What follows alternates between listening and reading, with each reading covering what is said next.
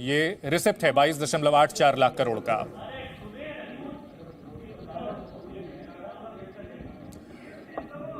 जो राजकोषीय घाटा जो कि हमने उसको रिवाइज किया है वो 6.9% अर्थव्यवस्था का रह सकता है, जो कि ये बजट एस्टिमेट में 6.8% था। इसे हम दोबारा परिभाषित कर रहे हैं, 6.9% है और इसे हम 6.4% 2022-23 में रहने की हम उम्मीद जता रहे हैं। हम वित्तीय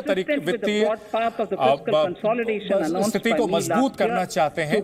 हम 4.5% जो फिस्कल डेफिसिट है, राजकोषीय घाटा है, 2025 तक हम हासिल करने का लक्ष्य लेकर के चल रहे हैं। हमें इसके लिए विकास, हमें पब्लिक इन्वेस्टमेंट बढ़ाना होगा, पब्लिक का निवेश बढ़ाना होगा और सतत तरीके से वो मजबूत तरीके से आता रहे, ये बहुत जरूरी है।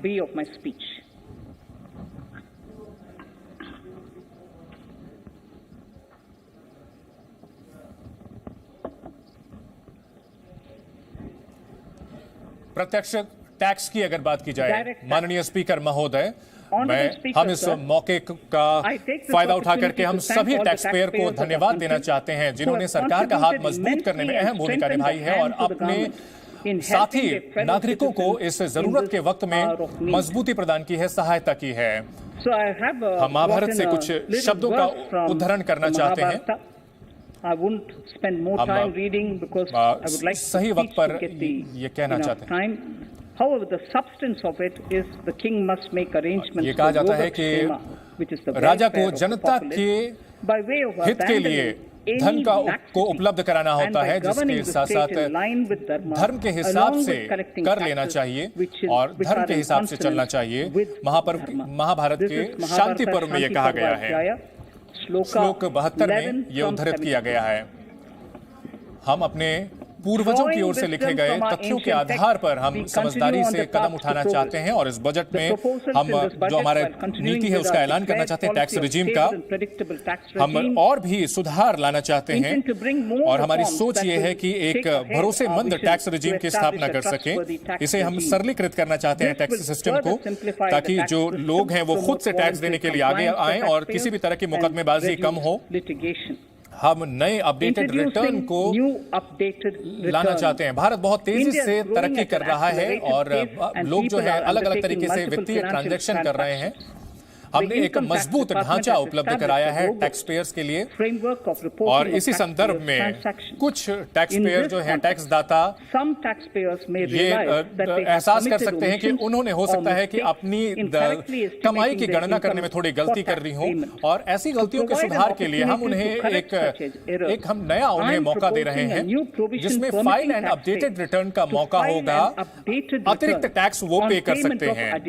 ये अपडेटेड रिटर्न 2 साल तक फाइल किया जा सकता है।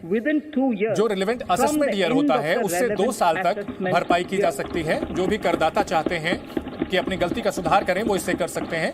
मौजूदा हाल की अगर बात की जाए कि अगर जो इनकम टैक्स डिपार्टमेंट है उसको मिलता है कि कोई असेसी उसकी रकम कोई उसने नहीं बताई है तो इसमें बहुत न्यायिक प्रक्रिया में चला जाता है, जिसमें काफी लंबा वक्त लगता है।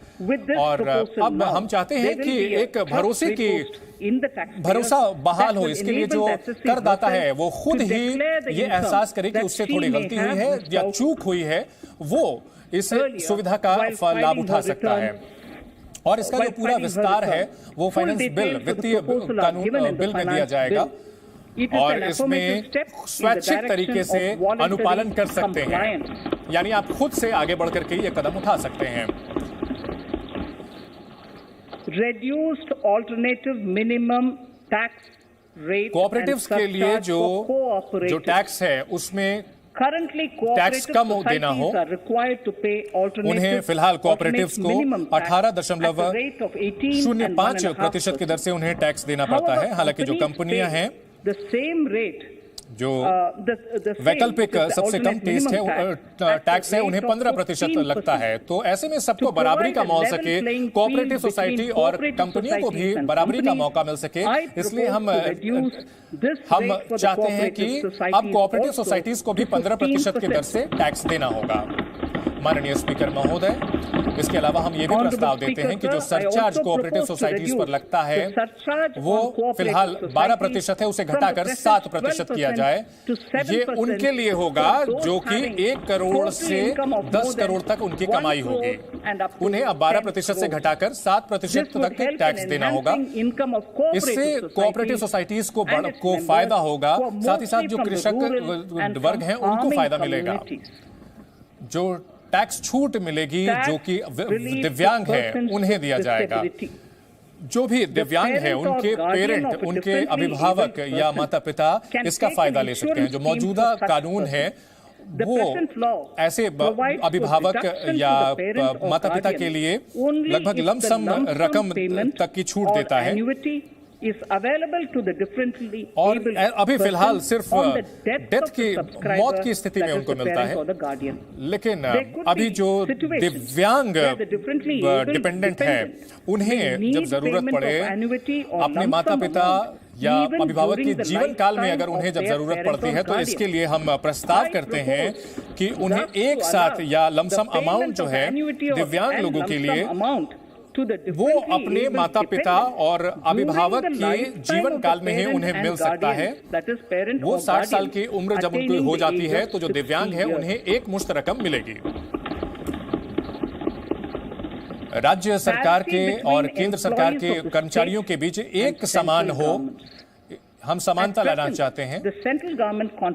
सरकार ने 14% पेंशन सिस्टम में जाता है, एनपीएस में जाता है केंद्र सरकार के कर्मचारियों का। हालांकि इस तरह के जो डिडक्शन होती है वो लगभग वेतन के 10% तक होता है। ये राज्य सरकारों की स्थिति में 10% तक जाता है। तो हम केंद्र और राज्य सरकार के जो कर्मचारी हैं उनको बराबरी का मौका मिले, इसके लिए हम ये छूट का जो दायरा है, टैक्स का छूट का दायरा जो है वो 10% से बढ़ा करके 14% तक करना चाहते हैं। राज्य सरकार के वो कर्मचारी जो कि एनपीएस में अपना योगदान देते हैं वो इसका फायदा ले सकते हैं, जिससे कि सामाजिक सुरक्षा मिलेगी राज्य सरकार के कर्मचारियों को भी। तो राज्य सरकार के कर्मचारियों को भी अब केंद्र सरकार के कर्मचारियों के बराबर फायदा होगा। जो स्टार्टअप हैं उनको क्या हम इंसेंटिव देना चाहते हैं। स्टार्टअप्स बहुत तेजी से आगे बढ़े हैं और हमारी अर्थव्यवस्था की विकास दर के लिए उन्होंने वाहन का काम किया, चालक का काम किया है, कई गुना बढ़े हैं। पिछले कुछ सालों में भारत में कई गुना स्टार्टअप बढ़े हैं। established before 31 मार्च 2022 से पहले जो स्टार्टअप की स्थापना की गई है उन्हें लगातार 3 साल तक छूट दी गई है। उनको उनके निर्माण के 10 साल तक के लिए ये छूट दी गई है। और महामारी को ध्यान में रखते हुए हम उनका निर्माण का जो वक्त है, जो उनकी स्थापना का वक्त है, उनको 1 साल और बढ़ाते हैं, यानी 31 मार्च 2023 तक ये सीमा हम बढ़ा रहे हैं। वो टैक्स छूट का फायदा ले सकते हैं। स्टार्टअप्स के लिए टैक्स छूट का समय जो है वो हमने 2023 तक बढ़ा दिया है। नए स्थापित हुए मैन्युफैक्चरिंग कंपनियों के लिए जो हम छूट देना चाहते हैं, हम चाहते हैं कि वैश्विक स्तर पर प्रतिस्पर्धी माहौल बने और इसके लिए जो कुछ घरेलू कंपनियां हैं उनको 15% की छूट हमने दी थी। नई जो स्थापित कंपनियां थी उनको हमने ये छूट दी थी। और हम इसके लिए जो आखिरी वक्त है, जो उत्पादन बढ़ाने की क्षमता है 115B sub clause A B के तहत, उसे हम बढ़ा करके 31 मार्च 2024 तक के लिए हम ये छूट की अवधि बढ़ा रहे हैं।